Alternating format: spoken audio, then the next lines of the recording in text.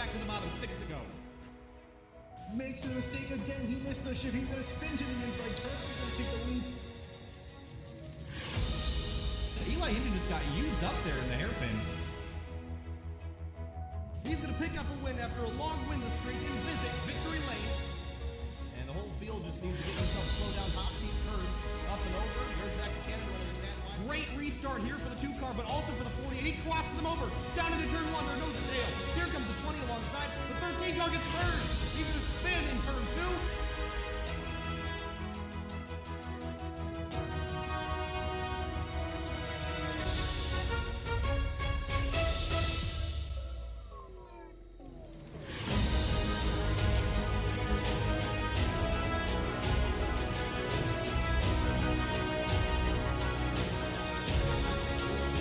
The Grid Life iRacers Stadium Super Truck Series has transcended all over the United States.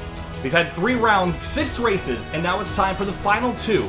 We're starting first at Road Atlanta for race number 7, and then later tonight we're heading to the Charlotte Roval for race number 8. We've seen a lot of action in this series, but last week, Finian, the topic was course cutting. That has been outlawed here, at least at Road Atlanta, and I don't think there's really an opportunity to cut at the Charlotte Roval. So a little bit, or some more rules in force tonight. We'll see how it goes, but Tom O'Gorman's been dominating the season, has a 16-point lead over Eric Coutil in the points. With 2 races left, Finian, how does Eric Coutil steal this one from O'Gorman? I think he just needs to hope for either O'Gorman to make a mistake, which I think at this point is very unlikely, or unless O'Gorman gets taken out by another competitor, maybe even Coutil himself. But yeah, I think it's going to take a lot to take for Coutil to get to win this championship. At this point in time, it's kind of unlikely, but you know, it could always happen. We still got 2 races left, and that's a decent amount of time should something happen. Taking a look at what you see down below you in the blimp cam, it is Road Atlanta here in Braselton, Georgia. The difference is tonight we're running the short course. It's 1.7 miles, 10 turns. Finny, and this is a really challenging racetrack. Very tricky to pass here at Road Atlanta Short. You see Kenton Cook out on the racetrack right now, right on board, just for a moment, just to see what this lap looks like as he heads off into turn 1. It's an uphill climb into turns 2 and 3. 3's a blind crest before you head down the hill through the S's. And this is like threading a needle in these trucks. You're going to balance the truck over the curbs, hit that turn 3 curve, and then down the hill again. This is where it's really, really tight. Not a lot of opportunity to pass through here, but everyone's certainly going to try. Then we get to the difference from the long course. You're going to take a right at the bottom here instead of a left. This is turn number 5. Then we head all the way down to turn number 6, 7, 8, 9, and 10 to complete the circuit. But about 1 minute, 6 seconds is the best times we were seeing in practice. And of course, IMSA driver Tom O'Gorman was sitting at the top of the board, just over DJ Alessandrini, Kenton Cook. And I believe the other driver that was up there that surprised everybody, I think, was Jeremy Swenson in the 1 truck. Made his first appearance last week, but he's been mighty quick since he made that first appearance. Yeah, in qualifying he stuck back in 10th, but I mean, in practice times he was up in 4th. So we'll see if that 1 truck can improve. We still got some time left in qualifying. Birthday boy Ken Houseal currently running 2nd in the number 23, that gray, green, and black truck. He's going to come across the line of 106.670, 13 thousandths of a second short of pole sitter Tom O'Gorman at the moment. Luke McGrew in the number 16 truck comes across the line. I think he's going to try to go for another lap. Challenging is a word that we've used the last couple weeks. Circuit of the Americas was a track that everyone thought we'd be dancing around. But we found out that you could cut the course and make that lap a lot simpler. Can't do that tonight, Fiddy. And so how does not being able to course cut kind of change your strategy here for these last 2 races? It's going to be very difficult going through the S's. I think that's where these guys are going to have trouble, which is pretty similar to COTA's S's, minus the huge elevation change. But I think what guys are going to struggle with is keeping these trucks on course. Now, yes, they can go off course. They're designed for that, but the problem is that if you go off course here, you're going to get a corner cut, and you're not supposed to be doing that anymore. So these guys need to keep it on the paved stuff, and I think it's going to be very tricky, especially if you're trying to battle for position side by side. Absolutely. So qualifying almost complete, and you see Eric Diaz going for a loop there at the bottom of the hill.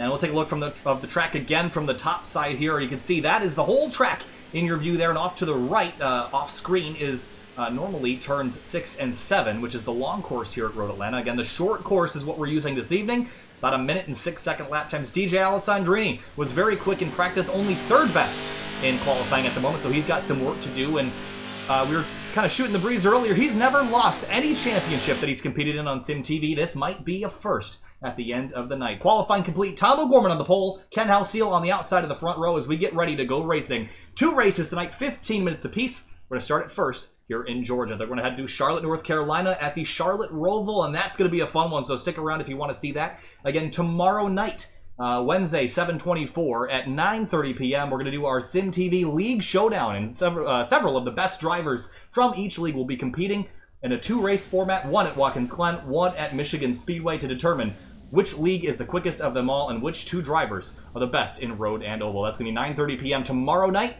If you're interested in running and haven't signed up yet or found your league administrator to sign up, you should go find them very quickly because we're going to close the registration right after this event tonight. So get on that as quick as you can. Field lining up here, Finian. Some of these drivers are starting on the downhill at the exit of turn 10.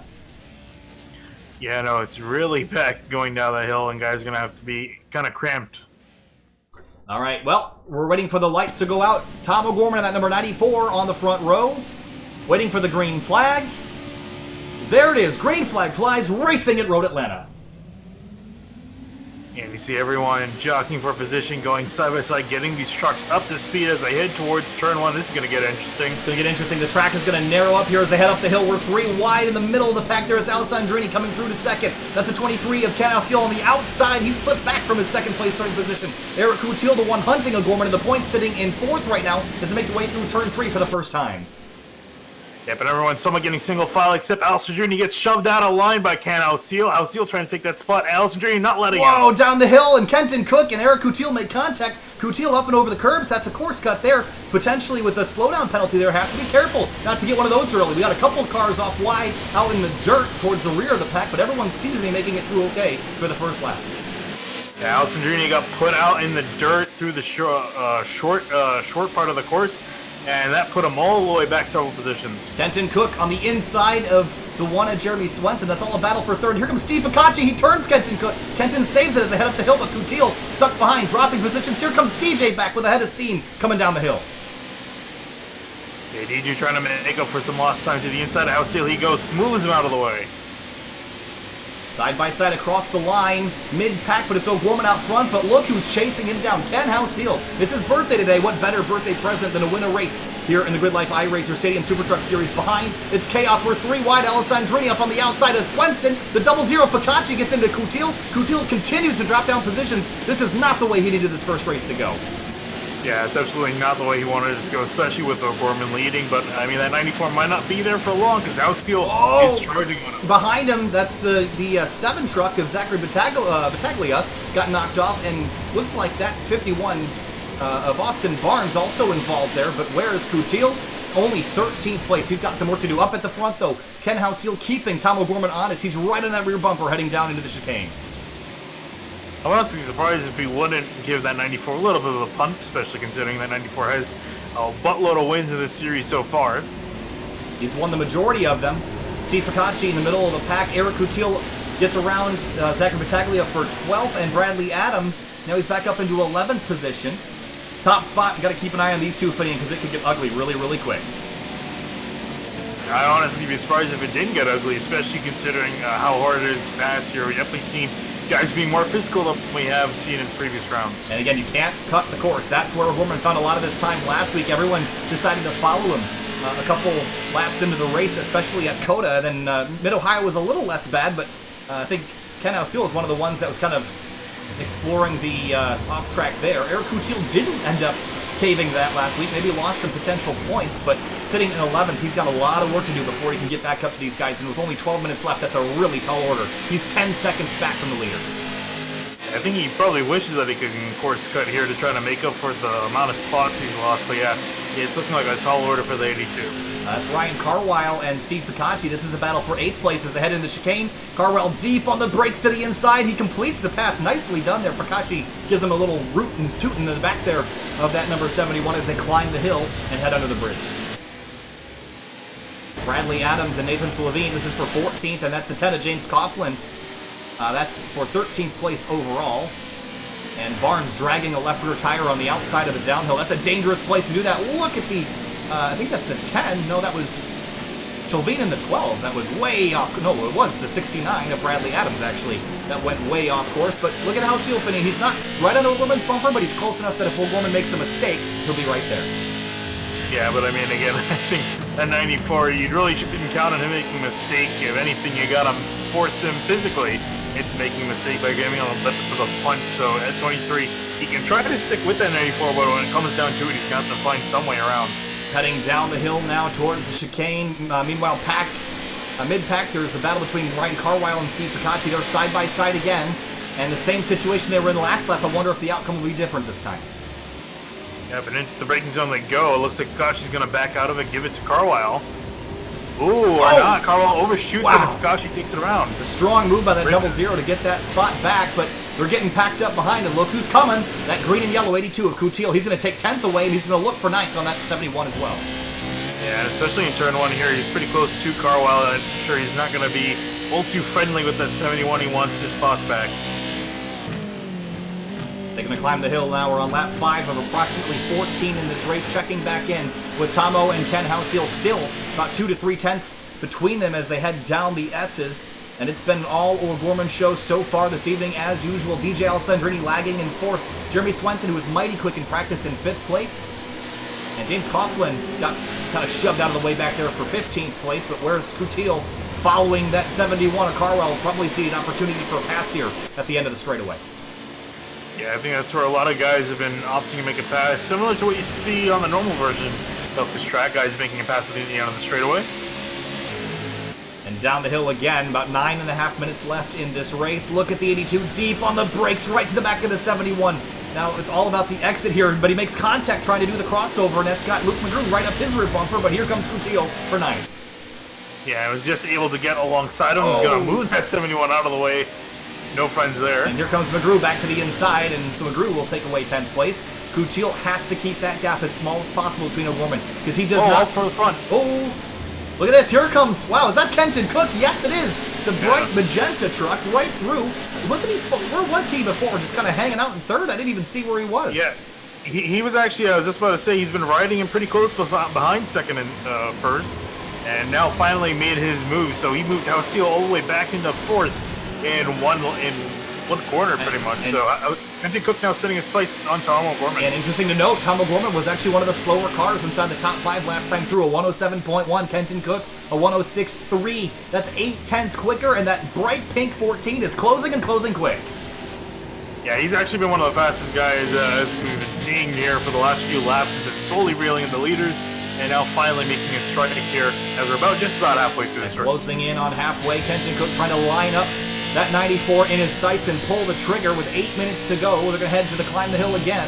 And it's all about that downhill. I'm curious to see if O'Gorman is offline a little bit here. But look at Kenton exploring the off tracks a little bit on the inside. Now turn 3 is where you gain a lot of time. We'll see if Kenton cuts it. And here they come. Here they arrive to the corner they go. Yeah, Kenton a bit more curb than the 94. And last time through, it was O'Gorman that was actually a touch quicker, a 106.7 to Kenton Cook's 107.0. Now we'll see. Maybe the draft will come in and play a little bit. It doesn't seem to be hugely effective, but effective enough to reel in that 14 to the 94. Yeah, I mean, at this point, with the way these guys are racing, every little bit counts. And Albert also right behind them in 5th, Jeremy Swenson hanging out. We talked about him just a moment ago. Was mighty quick in practice. It was his first race of the series last week. And he's been really fast, and maybe not quite fast enough to win this race, but we'll have to keep an eye on him for race number 2 at Charlotte in just a little while. So Kenton Cook now down the hill. He's got DJ and Ken Houseal tucked right in behind him, about 6 tenths back across the line. Who's quicker this time through? O'Gorman a 107.0, this time a 106.7 for Kenton Cook. So Cook was quicker. And we'll see that gap continues to shorten as Cook makes up a lot of time in turn 1. He dove in there. Almost bumped him. He dove in there deep, and O'Gorman lost some ground. He's going to head to turn 3 once again. Look at that 14. He's going to chop in on turn 3, hop the curb, now down the hill once again, keeping that 94 in sight. He's not close enough to make a pass just yet. Yeah, I've noticed in turn 3 both the last times through, Cook's actually losing time. You see him actually go off track there. So I think Cook's been struggling in turn 3 compared to O'Gorman. Onto the back straightaway again. The toe going to bring that bright pink truck right into the rear bumper of that 94 as they head down the hill again. 6 minutes and 20 seconds remaining. Can O'Gorman hang on to this one? I don't think Kenton's been this close to O'Gorman all season long. This is going to be a great opportunity for him to steal a victory away.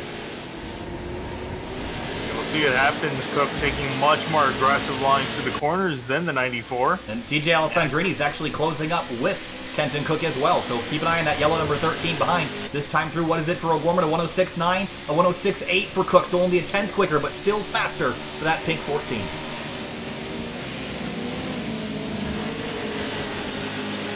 I'm just curious, when is he going to give that bump to finally seal the deal here? Up the hill, down to turn 3 again. That 14 right on the bumper. The IMSA drivers, Tom O'Gorman running TCR for Honda in the IMSA Michelin Pilot Challenge, and Kenton Cook running a GT4 Audi. And they're going to head down the hill now. They're going to take their battle from Lime Rock Park last week to Road Atlanta in iRacing. Tom O'Gorman, he's got Kenton Cook to the inside. Contact! Here comes the 14 to the inside. He takes the lead away. There's the bump, and there you see it. O'Gorman back into third as Alessandrini also takes advantage of it. And actually he's got a run on the 14 for the lead. Kenton Cook knocked open the door for himself, but also for Alessandrini. Down the hill again, door to door. Here comes O'Gorman, trying to make it 3 wide up the middle. Couldn't do it. It's going to knock DJ off the racetrack, but DJ's got to get back on without cutting the racetrack. Here comes Ken Houseal back to the outside, and back to fourth he goes. Yeah, Alessandrini gets put all the way back from first, entering the corner. Look at Tomo back to the inside. Oh my goodness, what a power move by that 94. And all that work that Kenton Cook did on the last lap was all for naught there. Cook's going to try again, down in turn 1, a deep dive on the brakes, but not quite enough to get back to the 94. Was that his only opportunity as Tomo pulls away again? Not quite. He's got a good run heading to 3. Will he do anything here? Over the curbs in turn 3, and now we've got Jeremy Swenson in this fight as well, so it went from 2 trucks to 5 as they head down the S's again. Less than 4.5 minutes to go. Tomo expertly drilling the curbs, but here comes Cook again with a big run at the bottom of the hill trying to cross him up. Yeah, he sets up a great run through after turn 5, but not enough. O'Gorman's going to block him and stop his momentum. Down the hill again. What does the 14 do? Does he take a look here? Does he stay in behind? Will he push? 94. He's going to take a look to the right as they head down the hill. Remember we talked about this in Spec MX-5. The right-hand side is the place you want to be. He gets turned off the bumper. And here comes the 1 truck of Jeremy Swenson through the middle. How about that? Great job by the 1 to just find the lane through there. Here's a look at it again. From up above, I believe, I didn't get a good look at who that was. I was too focused on the 14 getting turned. It was a 23 of Houseal diving in too deep and drills the 14 in the rear bumper. Alessandrini gets held up, but the 1 of Swenson pulls on through, but it's Tomo out front by 1.4 seconds now. Does Jeremy Swenson have anything up his sleeve? How about that? Slipping and sliding over the curbs. Tomo said pre-race that he was surprised at the 1's pace after only running this for 1 week prior. And will it be enough for Swenson to come chase down the points leader with 3 minutes to go? He made quite a lot of time through the S's here. He's catching him.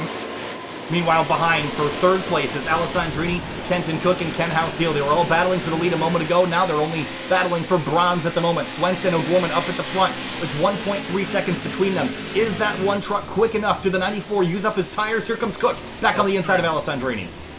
Yeah, he's going to just slide in front of Alessandrini. Great pass there for Kenton Cook. Moves himself back into 3rd. Where's Eric Coutil in all this? He's only in 7th place. He's closing in a max loop for in the 688. That would be for 6th, but that's all he's going to be able to get in the final 2.5 minutes. So Coutil going to lose some points to Tomo unless something happens to that 94. Yeah, unless Jeremy Swenson does anything, and actually last time through, that 1 truck was 4/10 faster. Wow, that's a big time difference there. So that 1 truck, he does have time to get there, but he's going to have to be on his game, and he cannot afford to play around. It's 2.7 back to Kenton Cook in 3rd. We're watching that battle right now. So the 1 truck's got to get there. He's got to make the move before Tomo can defend.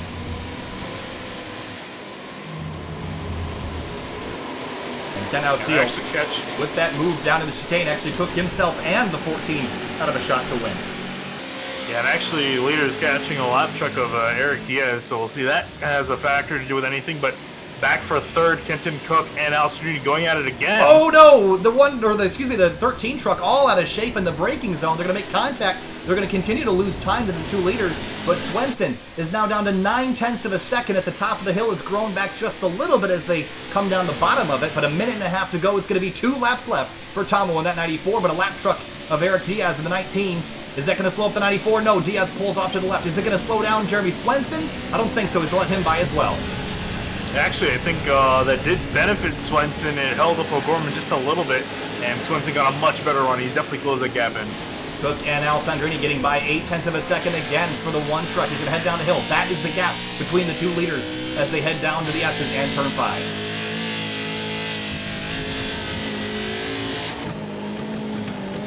"53 seconds remaining in this race. We'll get the white flag next time by. It's been almost an impossible challenge to take down the driver in that 94. He's been so solid this season, has only lost a few races. He's won more than he's lost, and that's a ratio any race car driver would like. But with only 2 rounds left in the season, he came in here hot at Road Atlanta, getting the pole and drive away. And Kenton Cook looked like he might have it before contact with Ken Houseal took him out of the fight.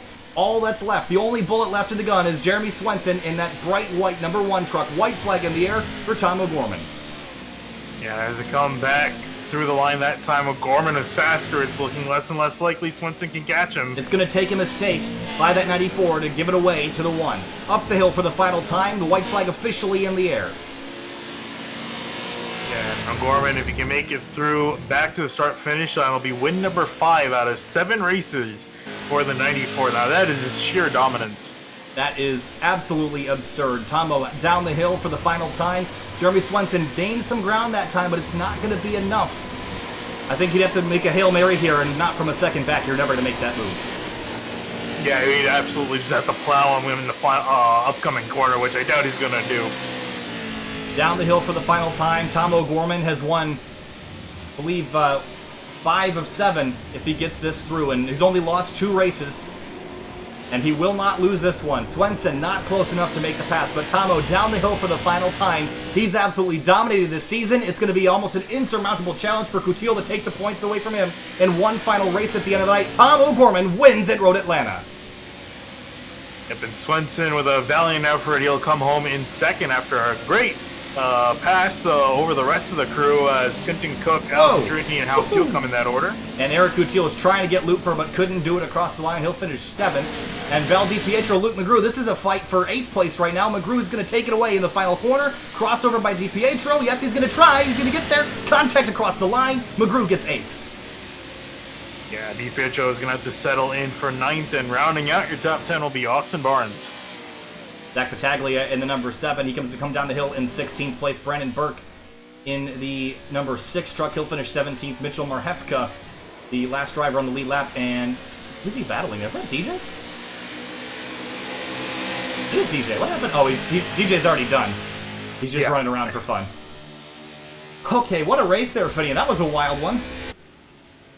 Yeah, it definitely was a wild one. Here's a look at your results.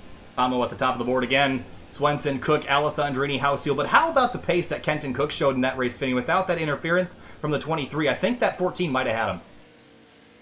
Yeah, we saw a similar thing at COTA, if I'm not mistaken, between Houseal and Alessandrini, where they're both fighting with O'Gorman and got wrapped up in each other. And we saw a similar situation here, plus Kenton Cook. So I'm sure all those guys are going to be just a little bit annoyed that they all had a shot at getting O'Gorman, but got tangled up with each other and let that opportunity slip away. How about Road Atlanta as a racetrack? I think everyone said pre-race this would be difficult to pass, and maybe it was, but some incredible action out there. I thought it was a great race. Yeah, I think, honestly, tracks that are hard to pass, it does leave drivers to be very creative as far as making those passes happen, and I think we saw that here with guys doing a spectacular job trying to pass as clean, quote-unquote, as possible. All right, we're going to jump the break just for one quick moment. We're going to talk to a few people. We'll be right back before we take our break for race number 2. Stay with us. We'll be back in just a moment.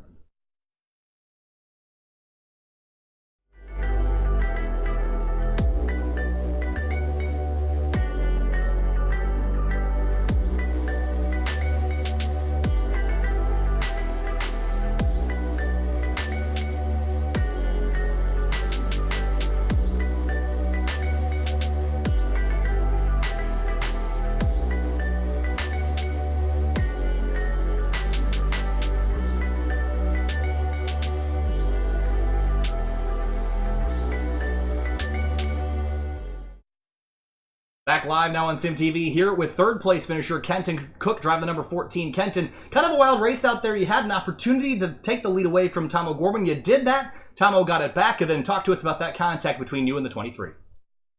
Yeah, I ended up giving it back to Tom, and then it all went sideways because literally. Yeah, when I ended up trying to get inside of Tom, I hit him with netcode or whatever it was. So I was just looking at the replay right now. But yeah, and then I got drilled by Ken, but he just locked up the rear tires, and that's just how truck racing is sometimes. You know, you get in a little too deep and you get some rear chatter, and it is what it is. But either way, I had fun. People were definitely getting a little hot in the conversation room. So hopefully next time we can all have a little bit more fun. And the next race is going to be at the Charlotte Roval. So Road Atlanta's got enough area to play around with these trucks, but now we head to the Charlotte Roval. It's a concrete jungle. How do you keep yourself out of the fence there coming up in just a little while? You basically try not to get hit by anyone else.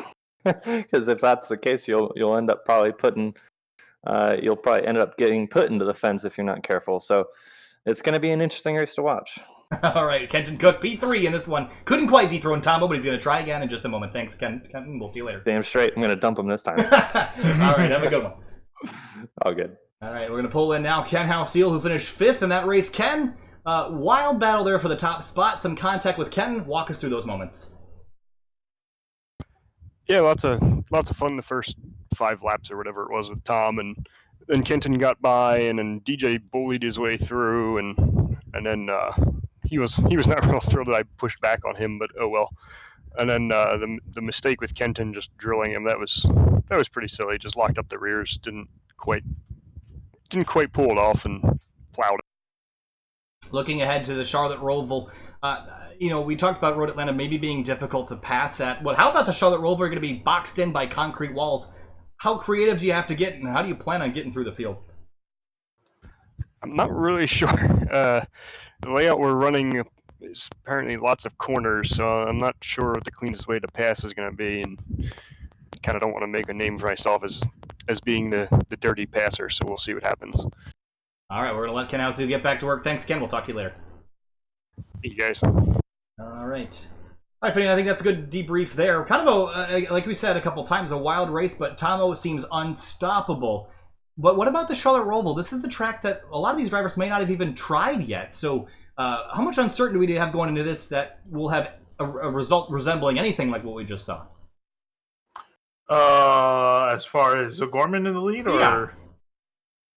I'm expecting. Honestly, I don't know. It's kind of a big question mark as far as how it's going to play out, because I think the Roval is probably the most different track out of all the tracks we've gone to. This is pretty much like a street course in the middle of a NASCAR oval, so it should be really fun to watch these guys trying to navigate around. It's going to be very tight. I think we're going to probably see maybe damage even coming into play here, considering how close the balls are. All right, well, that's going to do it for us for now. Don't go anywhere, though. Just keep this tab open. Keep the sound on, because when the music goes away, we're going to be back for the Charlotte Roval in just a couple minutes. Stay with us. We'll be back in a little while.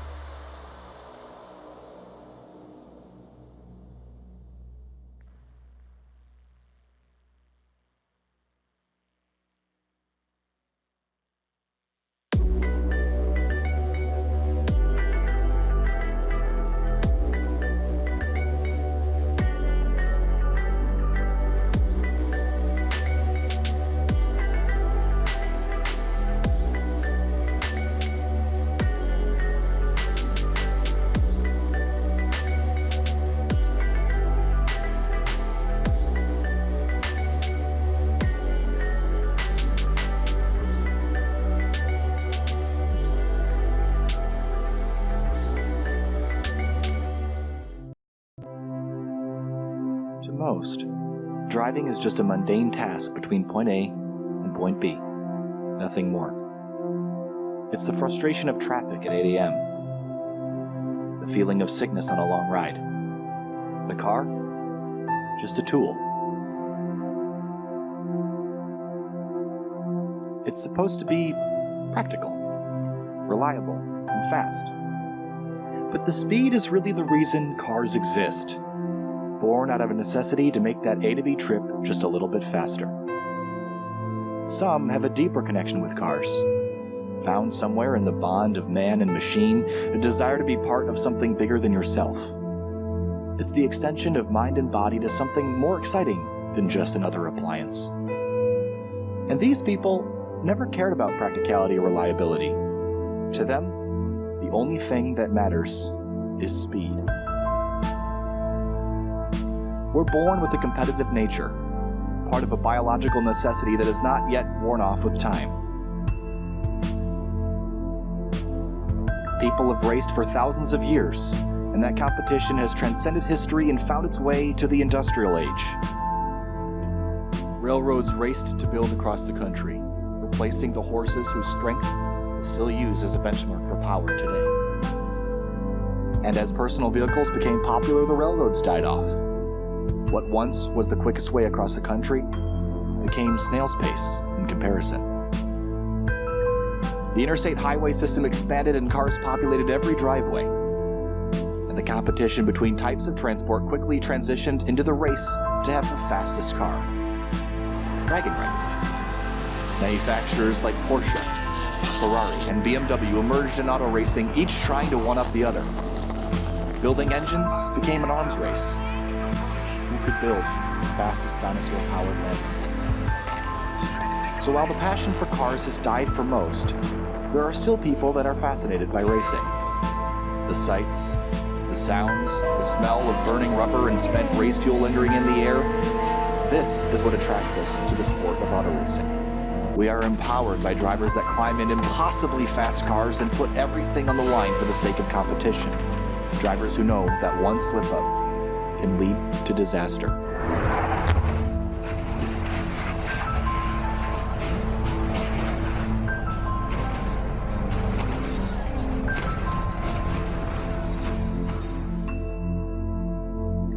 And for the longest time, wishing to be a race car driver was just a childhood dream. All we could ever be was a spectator. Opportunities? Limited and expensive. Reserved only for the who's who of the racing world.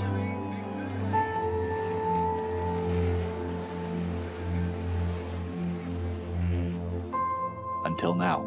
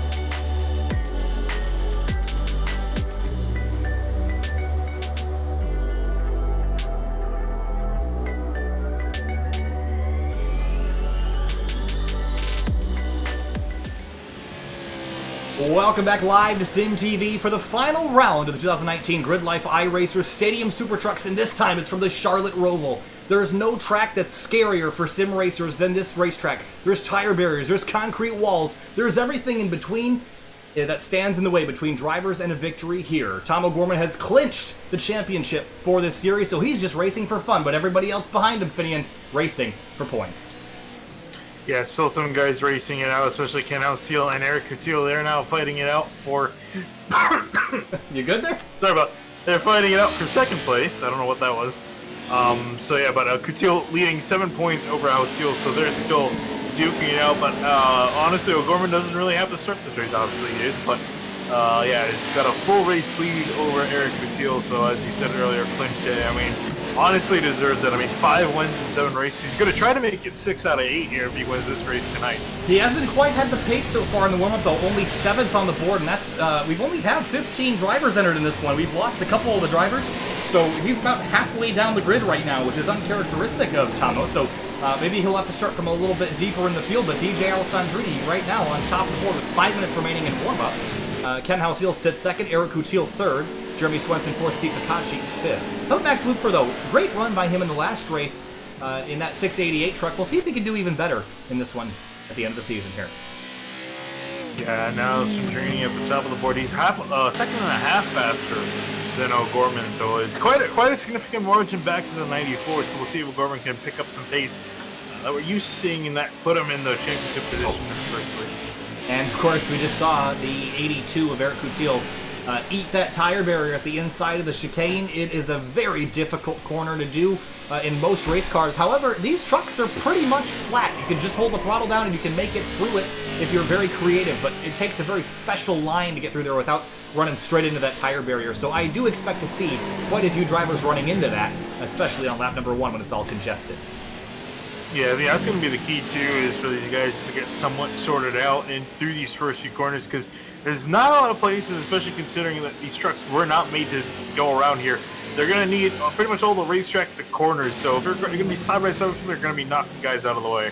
I want to take one moment to thank our sponsor for this series. It's Auto Assets, which is a European auto distributor, and you can find the links to their website and information in the video description. I want to thank them for coming on board to sponsor Grid Life iRacers, not only this season, but in past seasons and hopefully future seasons as well. So if you're interested in looking for European import vehicles, Auto Assets is the place you should go.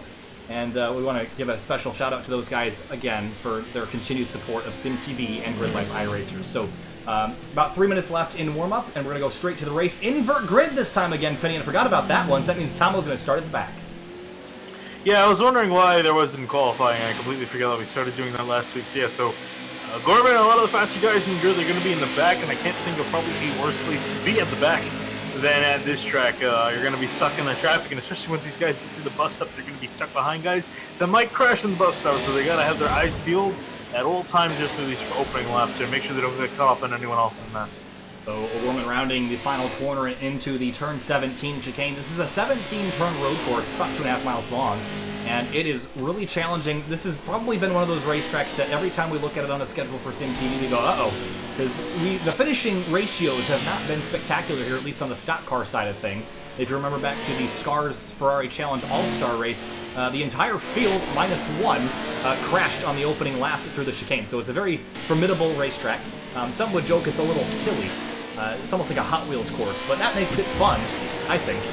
It's a fun course to drive, and hopefully for Eric Coutil, he can at least get redemption by winning another race at the end of the season here. Yeah, I do think these guys will have a little bit better of a time. The suspension pretty much does not care for the Blue Turtles at all. They just can ride over them comfortably. So as long as they hit the line right, these guys should be fine. They don't really have to worry too much about the curbs compared to other cars that are very sensitive to the turtles. Yeah, these things will just glide right over them. The tire pressures are low enough that you can really just absorb all the impact in the tire itself, and that's before you even get to the suspension and the shocks and everything. So big slide for Eric Coutil out of turns 3 and 4 before heading to 5 and 6. This is the infield section of the road course. You look from high above, you can see the very windy, twisty section in the middle top of your screen.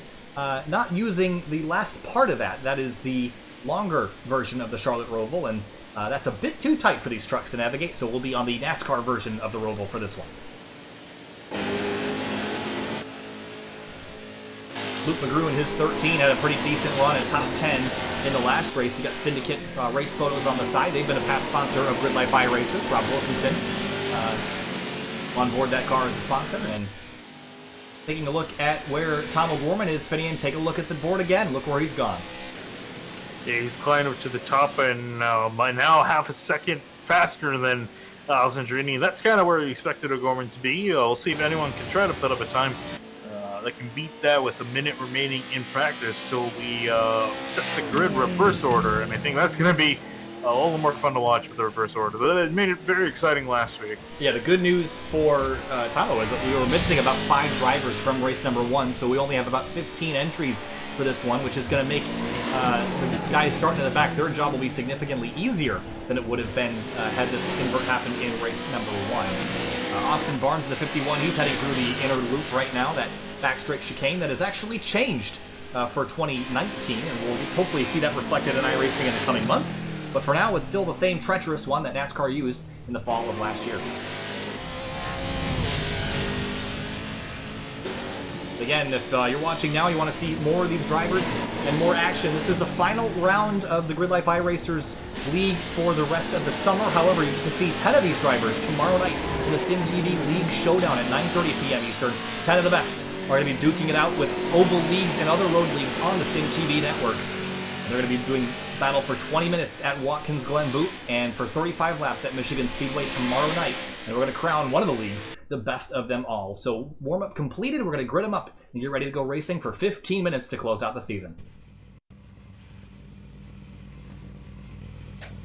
Mitchell Marhefka is going to be sitting on that front row, and this is really interesting. Look at how they're gridding up here, Finian. They're set up in the corner here, and that's Kenton Cook way at the rear, so these final 2 rows are actually going to be kind of curved here, which is a very interesting way to start. Yeah, and actually O'Gorman's going to be starting dead sideways to the start-finish line, so he's going to have to make the corner and then finally get up to speed, so going to be a little bit of a disadvantage back there. 15 minutes is going to close out the rest of the season here for the Grid Life iRacer Stadium Super Trucks. The red lights are on, waiting for the green. It's Mitchell Marhefka in that orange and white car or truck at the front. A jump start by, I believe that's Levine in the 5. Green flag flies at Charlotte, and 15 minutes on the board. Everyone getting up to a slow pace, trying to get these trucks under control as they head off into turn 1. They call this heartburn turn for a reason, but I think everyone's going to get through here relatively okay. We're 3 wide in the middle. It's going to get really tight here as they go 3 wide between the concrete barriers. Some contact there. That's the 71 of Brian Cartwile heading down to turn 4, 5, and 6 now. 3 wide again. Coutil on the inside turns 71, and they're going to be 3 wide again as they navigate turn 4. Oh, and big contact up in the front. Marhefka got pushed all the way back into third. His main contact with Brandon Burke. But through all this mess, Steve Ficacci's leading now. Look at Tomo right through the middle. He went 4 wide through the middle, gained 3 spots, and now he's on the inside of Luke McGrew.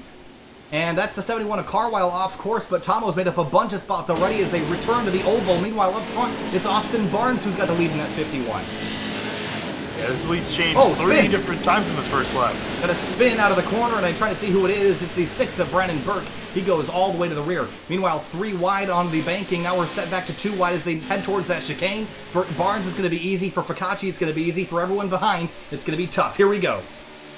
Yeah, it looks like everyone's somewhat sorted out, and here they come through the chicane. Everyone goes. Oh, it's getting real tight here. Everyone makes it for the first time through. It's good to see him. Barnes slowly expanding his lead over Steve Ficacci, who already has a great lead over Marhefka and the majority of the field. Into the first chicane for the first time. Or the last chicane, rather. Whoa, we got cars off course. Hit from behind. It's Lupfer and I believe that's Levine. They're going to be off course. Here comes Tomo, and he's going to take a look to the inside. 3 wide down into turn 1. 4 wide. Hitting up into turn 1. Oh, that ain't going to work, boys. Oh, Coutil out. He's going to be in the fence down the heartburn turn. Climbs the wall. He's going to stay on all 4 tires. But everyone behind him gets all just kind of stuck together here. But Tomo up into 5th after a lap and a half. Ooh, Alessandrini cuts across Looper and almost wrecks him. And here comes also Jeremy Swenson making a big pass. Oh, Looper again in the fence. He's gone backwards very quickly on this lap. O'Gorman trying to get up to 4th. That's Mitchell Marhefka, who's wide entering turn 6 and now into turn 7. It's Kenton Cook in that pink truck up the road. Tomo goes to the inside, expertly takes 4th place away, and his climb forward continues. Yeah, and Houseal also trying to get ahead of Marhefka as well, stay in tow with the 94. Slipping and sliding out of the infield section. Sylvain struggling to get that truck under control. DJ Alessandrini in 7th. But back to the leaders. Through the chicane again, it's Barnes. Yeah, Barnes and Fugacci have done a great job just kind of keeping themselves under control, and really the key is going to be maintaining the lead over now Kenton Cook and Tom O'Gorman. Everyone makes it through the chicane again. It has yet to claim anybody. Brennan Burke, the last running driver on the racetrack, he gets through okay as well. Houseal and Markevka changing places as well. Everyone kind of strung out here. Val DiPietro to the inside of Swenson. Some contact there. The 102 gets turned out of the final corner.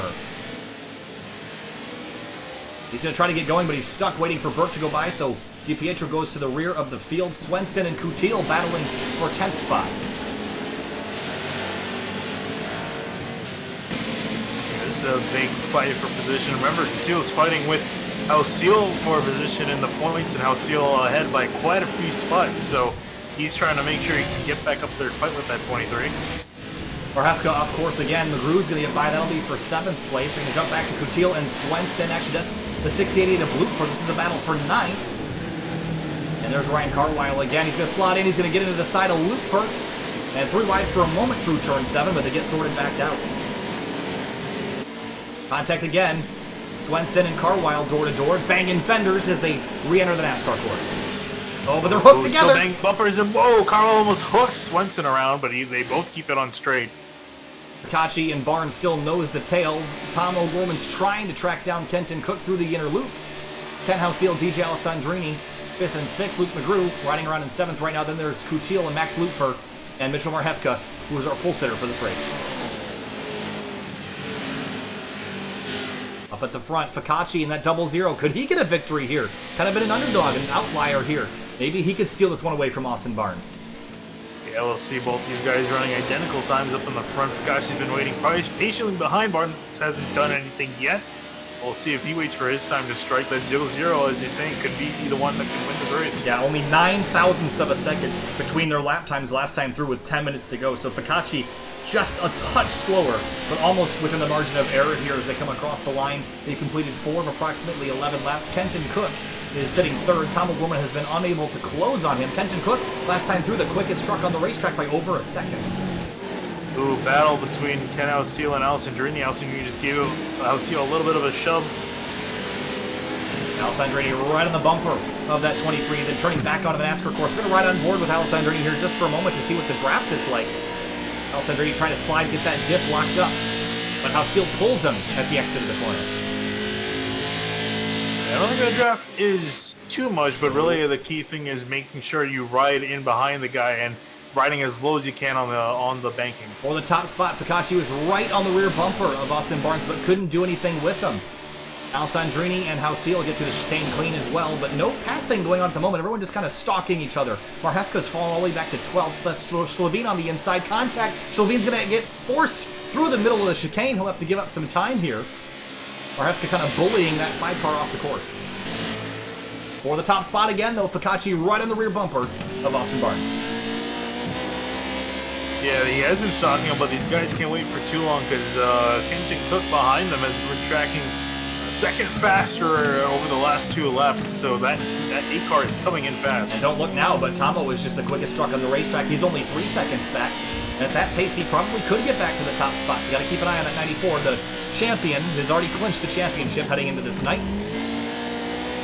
And now through turns 5 and 6 is Barnes, Fugacci, Cook, O'Gorman, Houseal, your top 5. Swenson, Lupfer, McGrew, Carwile, all on a freight train on the inside of the course.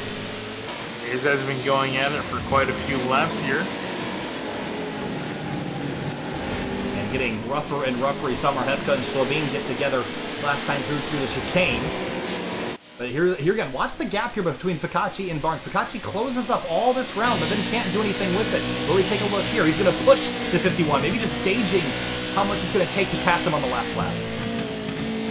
Oh, and that actually held him up. Here comes Kenton Cook. Big run. He's going to shove Fugacci out of the way. Cook trying to take the inside line. Fugacci going to block. Yeah, Cook doesn't have any time to waste here with Tomo closing from the back, so Cook's got to be quick and decisive with his blows here. Fugacci waited. I don't think Kenton Cook's going to be that patient.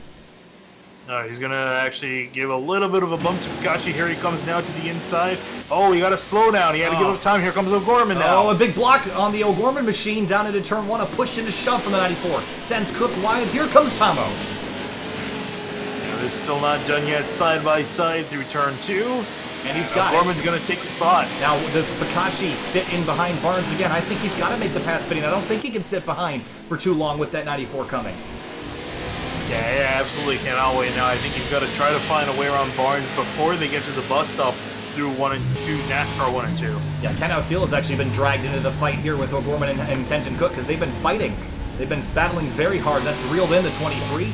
The one of DJ Alessandrini, who's 6th, is only 1 second back from this group as well. So what was just a 2-truck fight has now turned into a 6-truck fight for the top spot.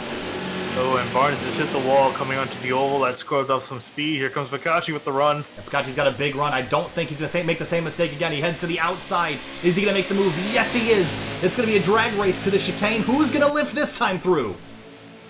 Looks like Nieder's gonna... Oh, this is going to be tight, and Fikachi has to bail off, but he's going to go into the tires. He does, over barrel rolling, and that's it for the 0-0.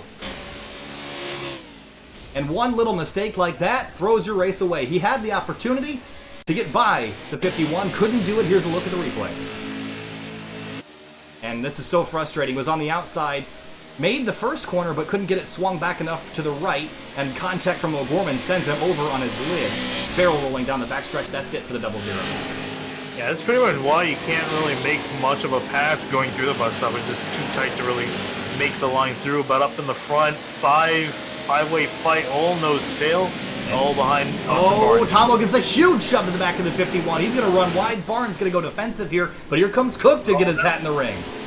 Yeah, I was going to say to open the door for Kenji Cook. Couldn't make anything of it, though, as Houseal's not trying to get past the 8. Yeah, the 94 tried to go defensive, but Cook showed the nose. Here comes Tomo again to the inside of the 51. Didn't hit him that time, but Cook is coming as well. The aggression level picking up. 5.5 minutes left in the season, and Tom O'Gorman holding off Cook and trying to attack Barnes at the same time. Yeah, O'Gorman's doing a great job defending and attacking. It's honestly impressive as Houseal's trying to get around Cook. Can't get it done. They're going to straighten out yet again. And this is where Austin Barnes is looking in the mirror, hoping and praying that 8-truck holds up the 94 some more. It's going to be a freight train down the back straightaway at over 7,000 RPM, over 120 miles an hour. Behind him, the 23 and the 8 duking it out. Straight lining the chicane again with 5 minutes left. Tombo almost gets the fence, so does the 23, but they make it through clean. They make it through. Here comes Kenton Cook trying to pass on the outside. Can't quite get the run there. Cook's going to cross him over to the final chicane. And into the braking zone. Hard on the brakes. Does Tomo get the back of the 51? No, not this time. He's going to be patient. And Kenton Cook right there. Cook's been giving him a few shoves here and there through that final chicane. Oh. Here they are hard on the brakes. Kenton Cook pushes the 94 out of the way. Here he comes. The IMSA driver's contact again. Here comes the 8-truck back to second place, but can he hold it? He's clear of the 94. Kenton Cook back to second. Yeah, I'll now see. Does Kenton Cook have anything for Austin Barnes? And can he hold off Tomo as well as Tomo is holding him off? Over the curbs, hooking that sausage curb with the right front tire to get the rotation out of the truck. Jumping the curbs again. Kenton Cook had the opportunity to hold off Tomo at the Road Atlanta race just a few minutes ago. He couldn't do it. Ended up getting contact from the 23. The rules are reversed now. Does the 23 get in the back of the 94, or does Tom O'Gorman recover his lead? I'm just waiting for someone to run out of patience heading to the Batcha chicane and make it side by side. We've seen a lot of these guys be patient and know that, you pretty much can't do that, but, at what point are guys going to go all in? Or might be about to see that. Tomo's sitting right behind Kenton Cook into the chicane. Is he going to make a move or will he stay? He's going to give the 8 a shove and give the 8 a huge run through the chicane. Does he take it? He's right there. Yeah, I think he knows he can't make that passing outside. He has to sit behind Barnes up until they get to that final chicane. No space between them. Here comes the 8 to the outside. It's going to be the inside for the chicane. Right on the bumper, shoving him into the chicane. Kenton Cook all over Austin Barnes for the top spot. Oh, Cook got sideways through the chicane. That allowed O'Gorman to catch back up, but the 94 couldn't get around him. It's about 4 laps. They actually make it 3 laps to go now. 3 minutes left in the race. Cook, O'Gorman, Houseal, DJ Alessandrini all trying to hunt down Austin Barnes, who's doing his best to run the perfect line.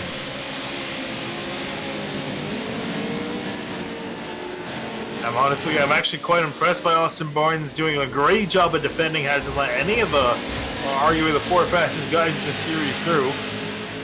They all hooking the curves, trying to get those trucks to rotate. That 8 truck trying to reel in the 51. He has yet to taste victory in the series. I think Houseal's wide behind. He's going to let Alessandrini on through for 4th. Yeah, no exchange further back through the order, but O'Gorman and O'Gorman and Cook have been trying to get around this 51. Oh, the 51's with in the wall. Success.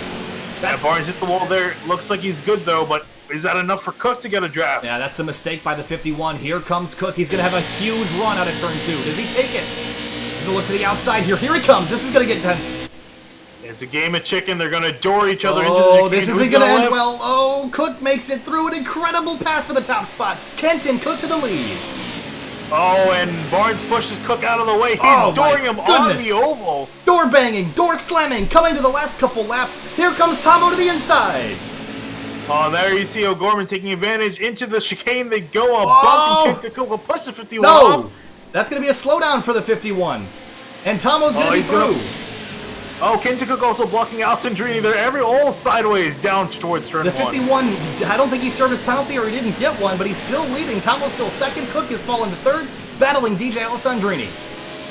I think he was able to serve that penalty by just holding everyone up, so order looks like it's gonna remain for now.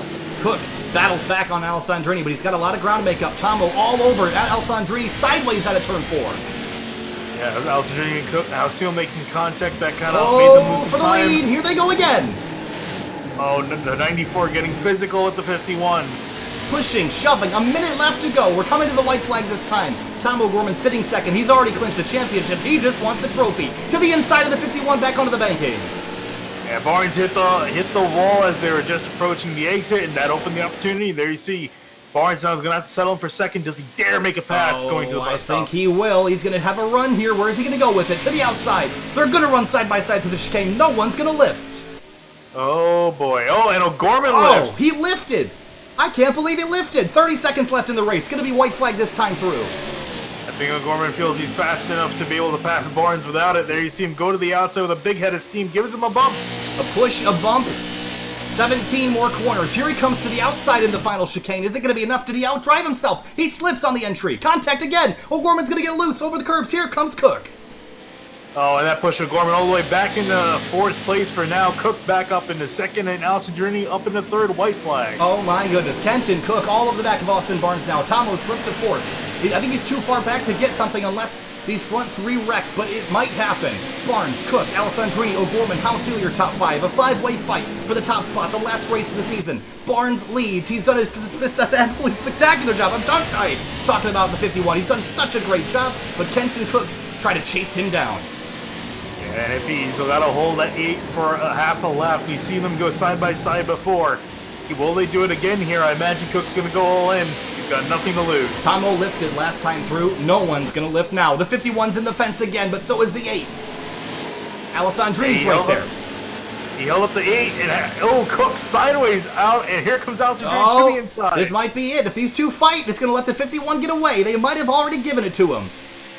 Oh, Alessandrini wants the spot. He is dooring the 8, pushing him out of the way. Here they go. They're going side by side. Oh, that's not going to work, boys. Here they come into the chicane. The 1, the 8. The 1 lifts through the chicane for the final time. Look at the run that Kenton Cook got. He's got one more chance to get to the 51. Yeah, he absolutely straight lines the chicane. He's gaining time on Barnes every single inch through the final chicane. 2 more turns. Here they come, the final chicane for the final time. Kenton Cook to the inside. He overblows the corner, slips and slides over the curbs to the checkered flag. It's going to be Kenton Cook winning at Charlotte. Wow. And 3 wide for 3rd. Make that 4th as Tomo comes across the line. What an incredible finish. Wow, I'm actually amazed that he was able to keep it. Wow. And for Barnes, 2nd place. That is a heartbreak for the 51. He did such a great job hanging on to that. Only to be lost in the final corner. I think he braked early in heading into the last corner just so that maybe he thought the 8 would overshoot, but he didn't. Yeah, I'm actually kind of surprised that he went on the left side. I would have thought he would have defended on the right, but he left the lane open and Cook took it. I mean, I'm watching this again. I'm just amazed that the 8 truck was able to keep the win, sliding through the grass like that. Yeah, that's what I'm saying. But, so I thought he would have gotten the slowdown, but I guess was able to serve it or didn't get the slowdown. That was about as much of a send-it move as you're going to get in that final corner.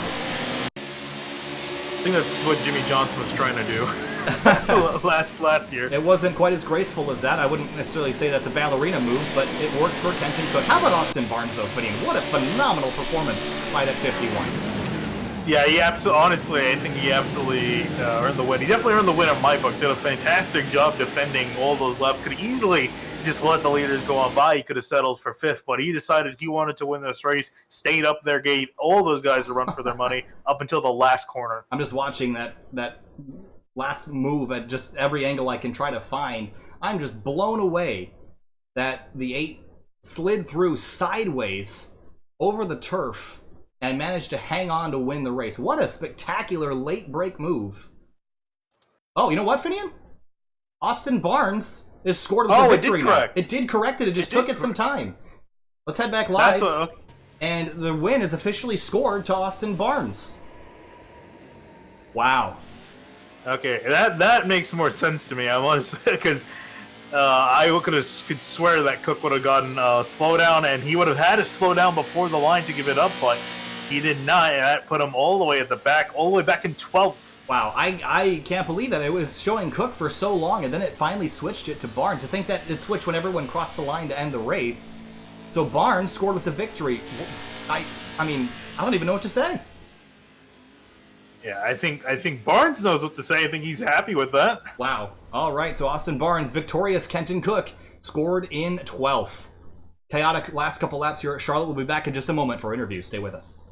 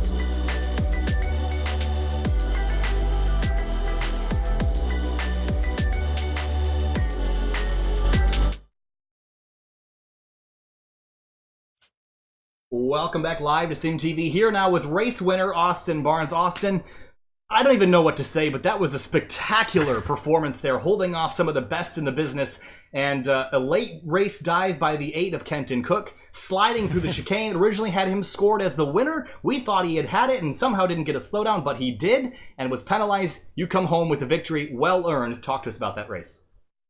Yeah, that was insane. These guys in this series are like superhuman when it comes to this game, and I knew this was probably the only chance I'd ever have at getting a win in this, so I was gonna fight to the death, and that's pretty much what I did. I got challenged by Tom there. I feel kind of bad. We went through those last couple turns one time side by side, and I knew we were gonna door, but when we did hit, it absolutely shot him off into no man's land. So I felt kind of bad about that, but like I said, we've been beating each other up a little bit before that, so I kind of figured it's fair game. I mean, they're trucks anyways, and then just holding off Kenton from there was just a nightmare. Pretty much driving to my rearview mirror the whole race, but it was fun. On that last lap, we saw the 1 and the 8, so that was DJ and Kenton, kind of get together through the infield section. Did you think that you were home free there for a moment, or did you think that the 8 could get back? I wasn't really sure. I mean, these trucks are pretty much aerodynamic school buses, so this pretty much the whole game was trying to make sure I'd come out of onto the oval and judge it right to where they'd hopefully be right on my bumper going into the bus stop and couldn't get a run past me.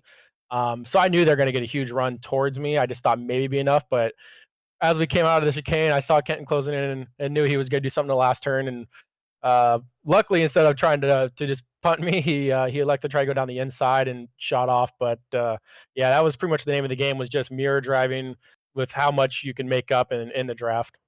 A spectacular run by the 51 of Austin Barnes. Austin, thanks for talking to us. Congratulations on the victory. That was really well earned, and a great job hanging on to that top spot. Thanks, guys. Love the series, and thanks for hosting us. Absolutely. All right, next we're going to talk to the driver of the number 1 truck. It's going to be DJ Alessandrini, who finished second after everything was corrected. DJ, an absolutely mental last couple laps. Kenton and you door banging on the backstretch. Talk to us about those final moments and that fight with Kenton. It was fun battling with Kenton. I found out after the race that he was driving around with a black flag, so we fought in the chicane for no reason. He didn't even have a chance to win. But I was laughing with him. I said, I'm doing it, going into that last chicane, and he said he's doing it too. And at some point I realized that the wall was on my side, so I backed out. Thinking back, hindsight's always 20/20. How do you place yourself differently to win that race and catch that 51? Austin was doing a real good job defending. There was just a couple moments during the race that would have just given me more time to be up close to the front. I was lacking a little pace, basically through like the 1 through 4 area of the track. So if I had a little bit more pace there, I think I would have been fighting for the win at the end. And I think this is the first time on SYM TV that you've actually lost a championship. The winning streak comes to an end tonight. How do you feel about that? No, guys, an exhibition trophy truck race. Do we even count that? I mean, I count it. I don't know about you. Okay, we'll count it then. I guess I've lost on SYM TV. No pressure to win Spec MX-5. All that pressure's gone. All right. Well, thanks, DJ. We'll see you tomorrow night in the SYM TV League Showdown. Thanks for talking. We'll see you later. Can't wait, guys. Thank you. Absolutely. All right, you couldn't actually get a hold of Kenton Cook, so the last driver we're going to talk to tonight is Tom O'Gorman, who won the championship. He actually had it locked in before he even started tonight's race. Tom, that race was absolutely mental. Walk us through your perspective in fighting with Kenton and DJ those last couple laps. Sorry, we're practicing for that NASCAR race. I parked now. It was pretty chaotic. We agreed that was the best track to race on. The draft actually came into effect, and there was the do you dare to go side by side through the chicane, or do you kind of get the draft off of it? So yeah, it's kind of fun. I like that one. Well, like that one, we're going to let you get back to practicing, Tom, but congratulations on the championship, and hopefully you'll be hoisting another trophy tomorrow night in the SYM TV League Showdown. I know you're not super enthusiastic about it, but looking forward to seeing you doing some Circle Ferry stuff tomorrow night. We'll be there. All right, see you, Tom. All right, Finney, that's going to do it for the broadcast here for the Grid Life iRacer Stadium Super Truck Championship. That was a fun one. Yeah, it was honestly a really great series to broadcast. All 8 races have been absolutely phenomenal and entertaining to watch. It's something different on the channel, something very exciting, very great racing that these guys put on.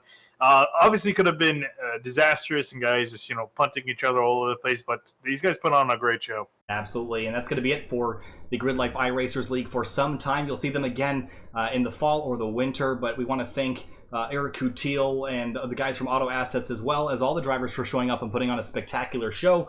You're going to get to see 10 of these drivers competing tomorrow in the SYM TV League Showdown, 9:30 p.m. Eastern Standard Time. Thanks for watching. We'll see you tomorrow night, 9:30.